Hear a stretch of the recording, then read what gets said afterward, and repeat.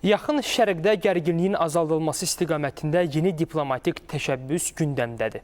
ABŞ-nin vasitəçiliyi ilə İsrail və Livan arasında birbaşa danışıqların başlanacağı bildirilir.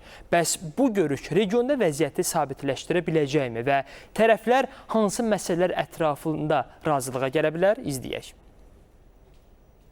Amerika Birləşmiş Ştatlarının dövlət katibi Marco Rubio'nun iştirakı ilə İsrail və Livan arasında birbaşa danışıqların başlanması regionda diplomatik fəallığın artdığını göstərir. Məlumata görə bu görüş Vaşinqtonda keçiriləcək və son 10 illiklərdə tərəflər arasında ən yüksək səviyyəli birbaşa təmaslardan biri hesab olunur.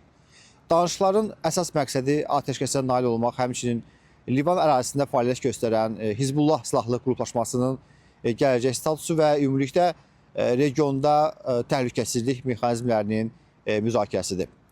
Xüsusilə İsrail tərəfi sərhəd boyunca təhlükəsizlik zonasının yaradılmasını və silahlı qrupların geri çəkilməsini tələb edir. Bu proses fonunda diqqət çəkən məqam ondan ibarətdir ki, tərəflər arasında diplomatik təmaslar davam etsə də bölgədə hərbi əməliyyatlar tam dayandırılmayıbdır.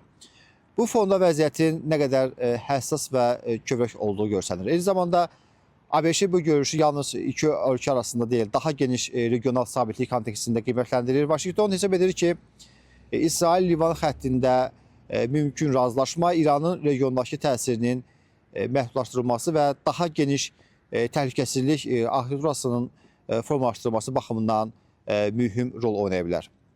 ABŞ rəsmiləri birbaşa dialoqun başlamasını əsas prioritet kimi təqdim edir və bu danışıqları gərginliyin idarə olunması üçün vacib diplomatik mexanizm hesab edir.